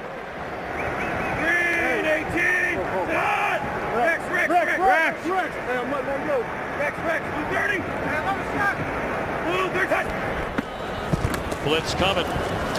Fitzpatrick dumps it off to Jackson.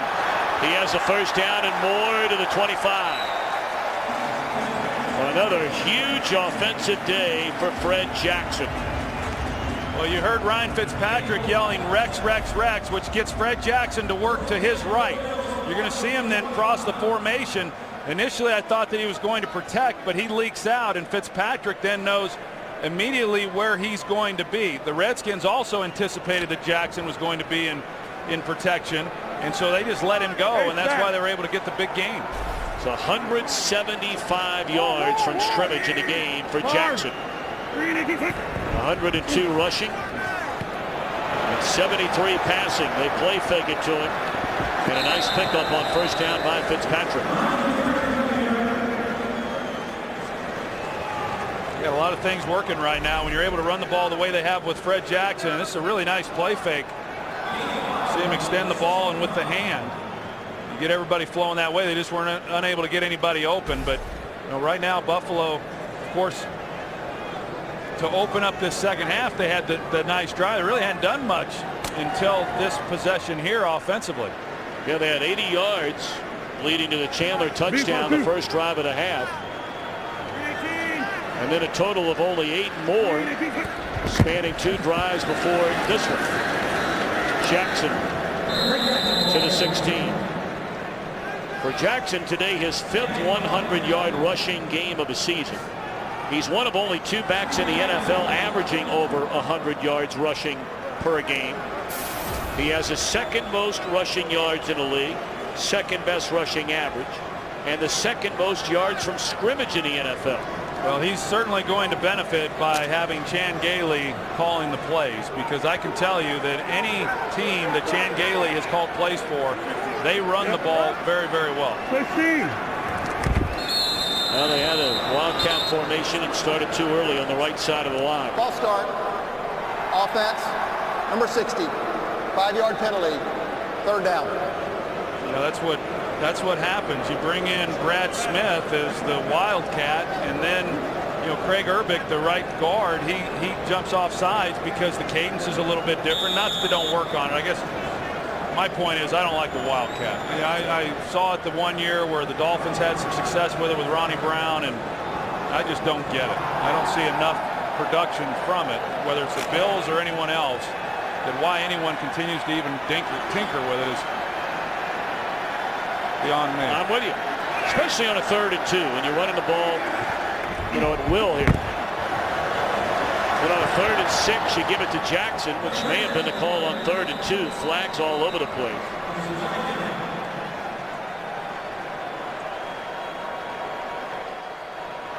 And the Bills will get backed up again.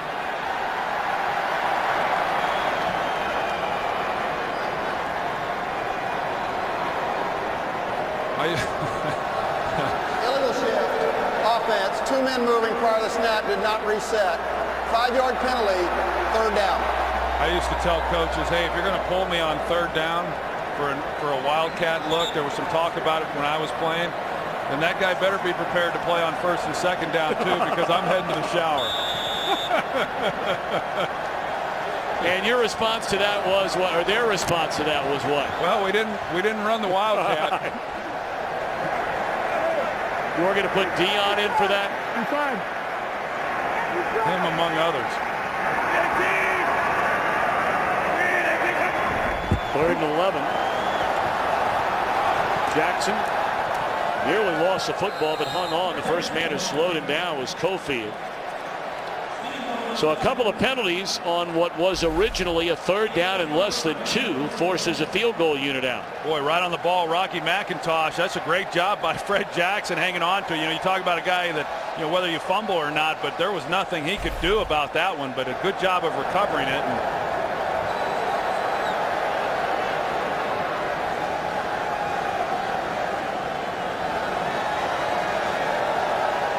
44-yard field goal try. Lindell a perfect 2 for 2 today. And a little draw off the upright and no good. He doesn't miss very many of those.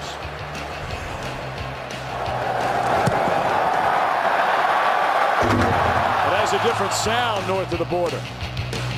Air's a little thinner.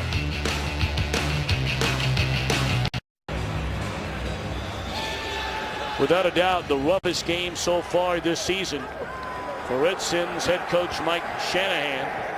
Yes, they had lost 2 in a row coming in. A tight one to Philadelphia. And the Panthers were very impressive, especially on offense last week, but trying to play through so many injuries. Trailing 20-0 on a catch by Halou.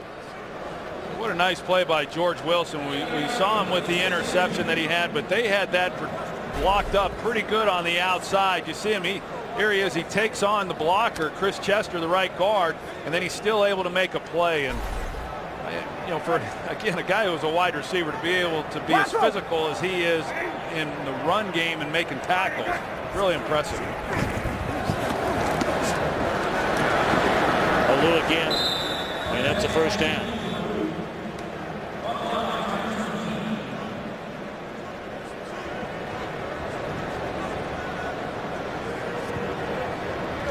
Alou had a great career at the University of Nebraska. I think he's got a chance to be a nice player for the Redskins. Well, they weren't real sure that he would be an effective blocker, and so if you can't do that, how good are you going to be, you know, as a third down back? But he's improved dramatically from when they first picked him up. I'm surprised the Redskins aren't in a little bit more of a hurry-up mode. That is another first down to the 38 on a catch by Davis. Well, even now, you know, you get the big play there, first down. You'd think they'd go to a no-huddle situation down 3 scores, but they're not. They're huddling up, and there's no real urgency about them either. Very hard to understand.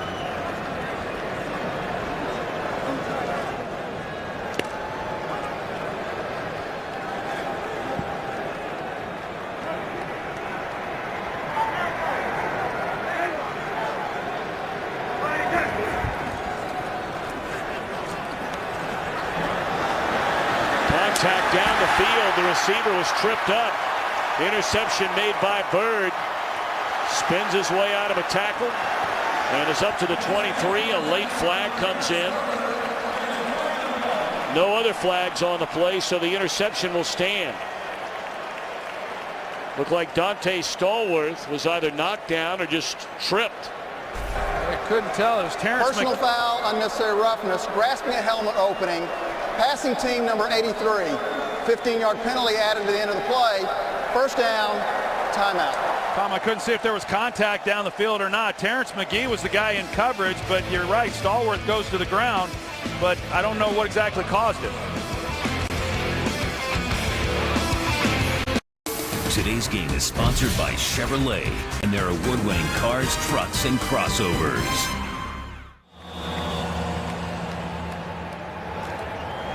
$20-0 with 7:48 to play. 8-9. Bills defense, which had 4 sacks in 6 games, 7 of them here today. Well, here's the interception, and you're going to see Dante Stallworth. He just trips. You know, there's no contact. They don't tie up their feet with Terrence McGee, and then the interception, Jarris Bird over the top. And you know, if he doesn't fall down, he's probably got a shot. So he's going to be contested by Bird, but then the penalty by Fred Davis getting hold of the face mask on the tackle. Just one of those days for John Beck. I mean, he's anticipating, you know, trying to get something going, throw it down the middle, and then his receiver falls down.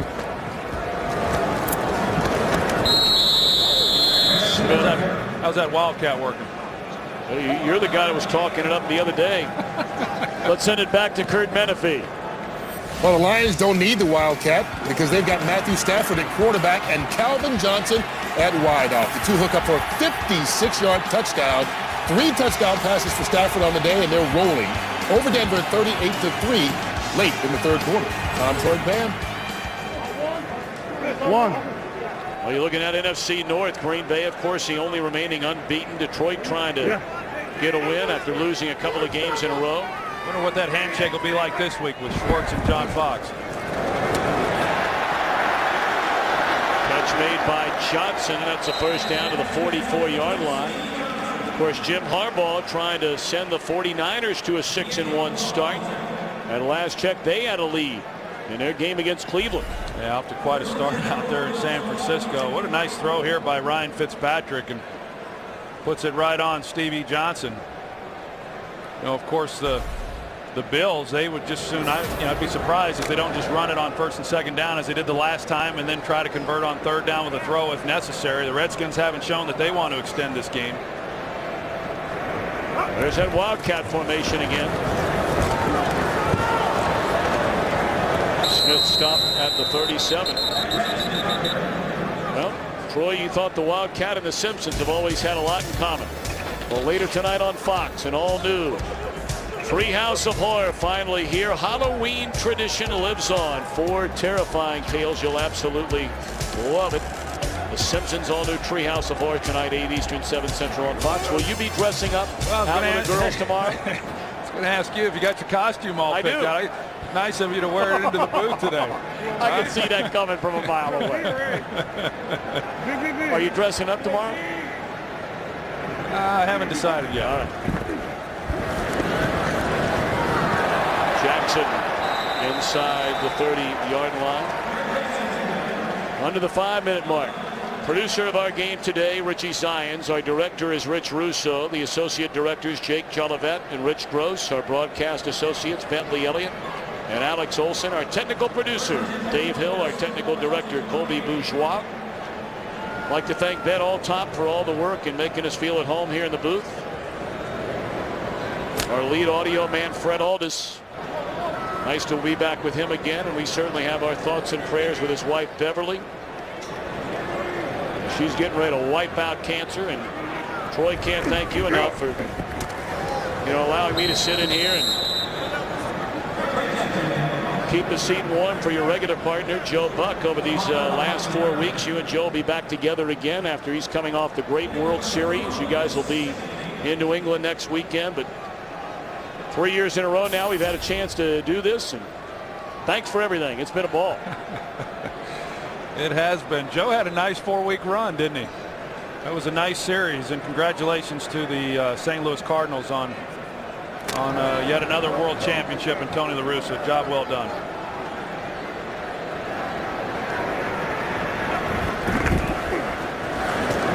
Smith and the Wildcat again. I think right now they're just trying to preserve Fred Jackson, get somebody else out there taking some hits. Oh, great day for Jackson. 119 rushing yards, 73 receiving yards, 20-0 Buffaloes.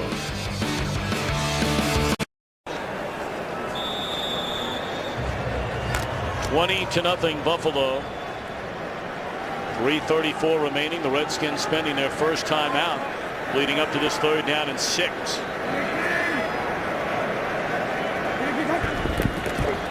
Jackson for a yard. Well, the Redskins may get the football back.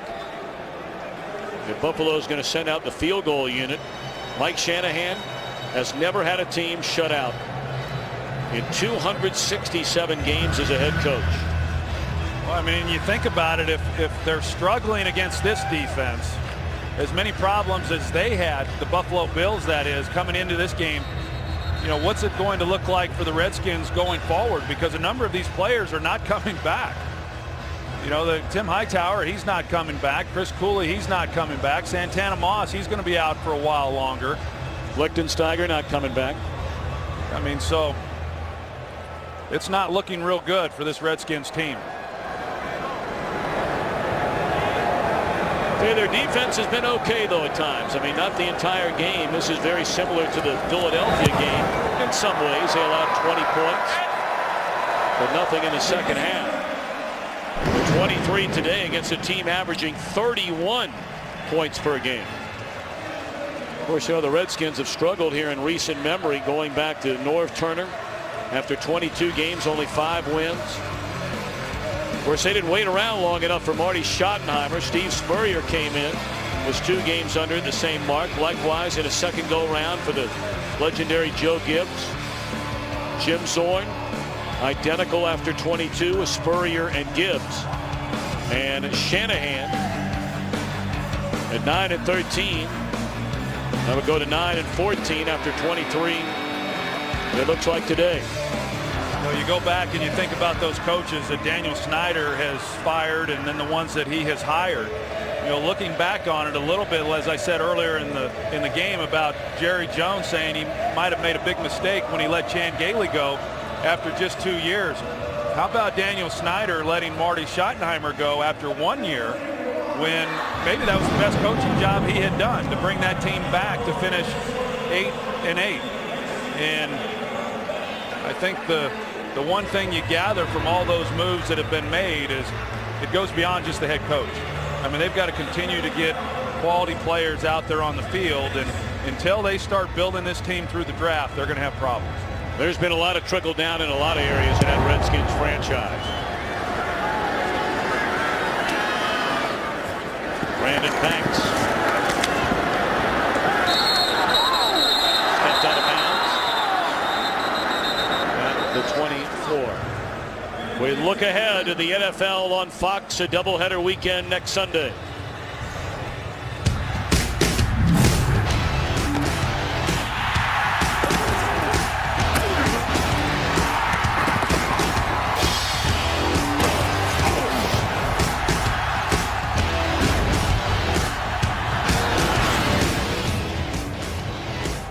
Giants and the Patriots in America's Game of the Week, the back end of our doubleheader.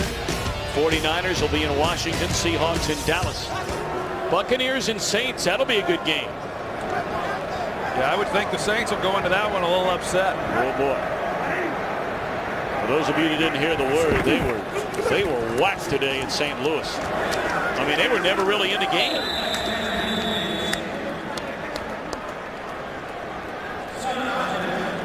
Clock running under 3:10.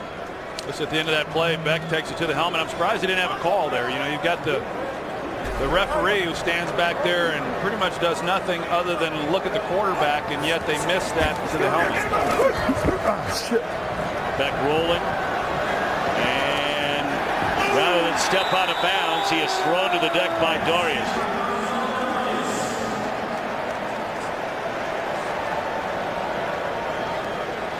I would imagine he's going to be a very sore young man tomorrow morning. I was going to say, I think he'll be spending the evening in the hot tub when he gets back home. And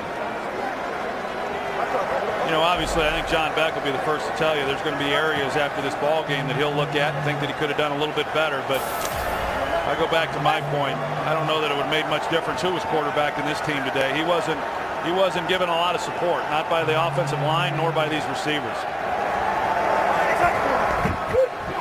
Third down, and Davis good enough for a first down to the 35. Clock will close in on a 2-minute warning. We'll see if they can get off a snap before it gets there. Well, now they're in the no huddle. They don't get it off. It's going to be a long night for a lot of Washington Redskins.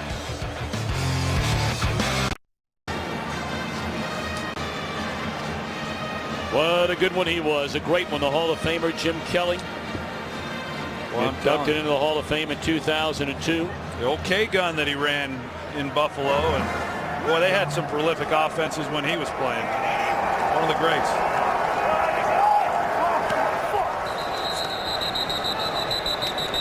Now he's a big hunter. Encroachment, defense number 72. 5-yard penalty, first down. Of course, you remember January the 26th of 1992, the Redskins and the Bills, Super Bowl 26 in Minneapolis. Redskins took a 24-0 lead, 16 seconds into the third quarter. Mark Rypien, the MVP. Redskins getting their third Super Bowl title. The Bills fans want to thank you for reminding them of that game. I would never do that to a Bills fan. I felt so bad. I mean, there has to be a winner and there has to be a loser, but because you lost doesn't make you a loser. And certainly those Buffalo Bills teams should never be labeled losers in any way, shape, or form. No doubt. Really great teams, and you know, no one will truly appreciate what those teams did. 4 consecutive Super Bowl appearances. Catch made down to the 17-yard line by Davis. Of course, in that backfield, the great Thurman Thomas, Hall of Fame inductee a year after Jim Kelly. Yeah, in fact, both of those guys, you know, live in the Buffalo area. And this morning, as I was getting ready to head to the stadium, I was watching the Thurman Thomas show on TV. So both those guys doing really well.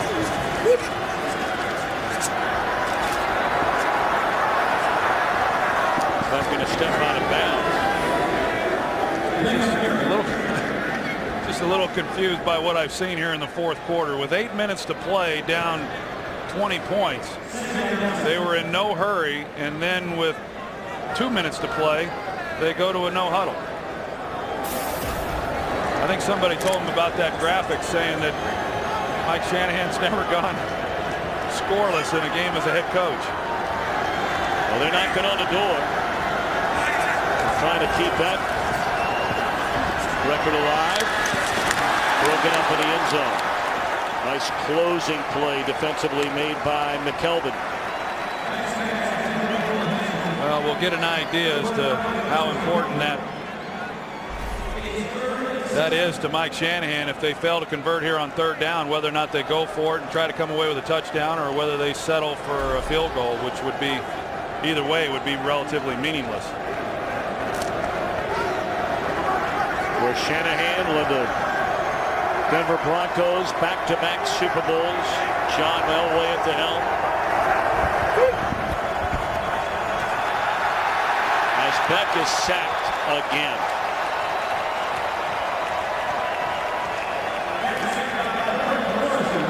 Kirk Morrison got him this time. 9th sack, and that ties the most in team history, going all the way back to 1978, and that was against the St. Louis Football Cardinals.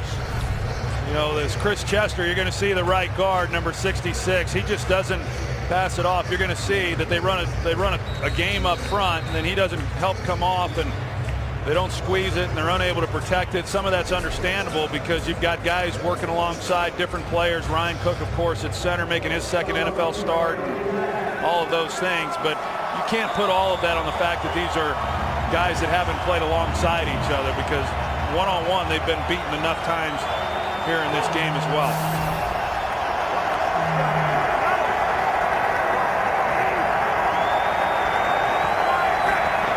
4th and 12, one final chance.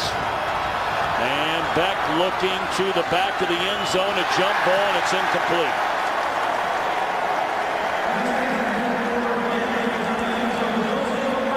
So it looks as though for the first time in Mike Shanahan's career as a head coach, his team will be shut out in a game. You know, this is one of those games that sometimes I think that you don't even show them on Monday. These guys will come in tomorrow, and it's about as bad an offensive day as you're going to see. And I know that whenever I was a part of a game like that, I'd go in and ask the coaches, hey, is there any way we can just bypass the film and get ready for next game? So this is going to take care of this. Bills are going to go to 5-2.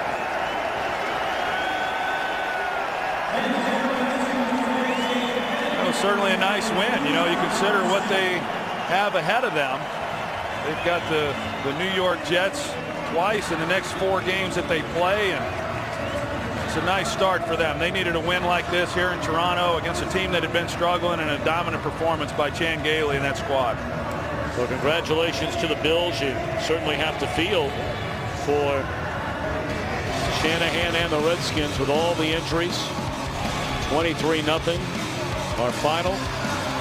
We'll be back with more from Toronto. You're watching the NFL on